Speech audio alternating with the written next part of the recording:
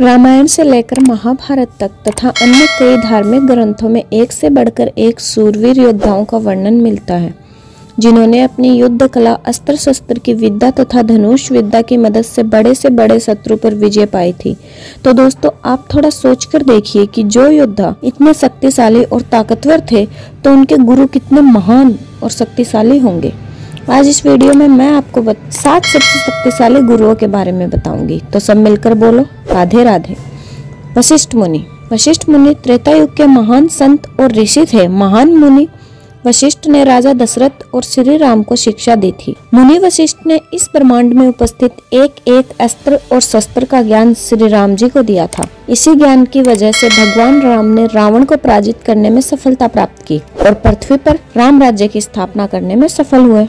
ऋषि वेदव्यास, गुरु पूर्णिमा के दिन ही ऋषि वेदव्यास का जन्म हुआ था, इसलिए इस दिन को व्यास पूर्णिमा भी कहा जाता है। महर्षि वेदव्यास महाभारत ग्रंथ और 18 पुराणों के रचयिता माने जाते हैं। वेदव्यास जी न केवल महाभारत के रचयिता थे, बल्कि उन घटनाओं के साक्षी भी थे। इन्होंने ऋग्वेद, यजुर्वेद, सामवेद और अथर्ववेद को अपने शिष्यों को सौंप दिए थे। बहुत से लोग गुरु पूर्णिमा के दिन उनके रचित ग्रंथों का अध्ययन करते हैं। ऋषि संदीपनी ऋषि भगवान कृष्ण, बलराम और सुदामा के गुरु थे। उन्होंने श्री कृष्ण को 64 दिन में 64 कलाएं सिखाई थी तथा वेद पुराण का अध्ययन भी करवाया था। संदीपनी का अर्थ है देवताओं के ऋषि। आज भी उज्जैन में उनका आश्रम मौजूद है। गुरु द्रोणाचार्य, महर्षि भारद्वाज के पुत्र द्रोणाचार्य को द्वापर युग के महान गुरुओं में माना जाता था। वे देव गुरु बृहस्पति के अंशावतार माने जाते हैं। उन्होंने कौरव और पांडव को अस्त्र शस्त्र चलाने की विद्या का ज्ञान दिया था। अर्जुन उनके सबसे महान सूरवीर शिष्यों में से एक थे और महाभारत युद्ध के दौरान गुरु द्रोणाचार्य को अर्जुन से ही वीरगति प्राप्त हुई थी। गुरु द्रोणाचार्य की मूर्ति बनाकर उस मूर्ति के समक्ष एकलव्य ने धनुष विद्या सीखी थी और द्रोणाचार्य ने एकलव्य उसका अंगूठा मांग लिया था। महर्षि विश्वामित्र का जन्म क्षत्रिय कुल में हुआ था, पर उन्होंने हजारों साल तक कठोर तपस्या करके ब्रह्म ऋषि की उपाधि प्राप्त की थी। महर्षि विश्वामित्र इतिहास के सबसे श्रेष्ठ ऋषियों में से एक थे, जो जन्म से एक ब्राह्मण नहीं थे, लेकिन अपने तप और ज्ञान के कारण इन्होंने महर्षि की उपाधि मिली, जिसके साथ ही इन्हें चारों वेदों का ज्ञान एवं ओमकार का ज्ञान प्राप्त हुआ। यह पहले ऋषि थे जिन्होंने गायत्री मंत्र को समझा। कहा जाता है ऐसे केवल 24 गुरु हैं जो गायत्री मंत्र को जानते थे।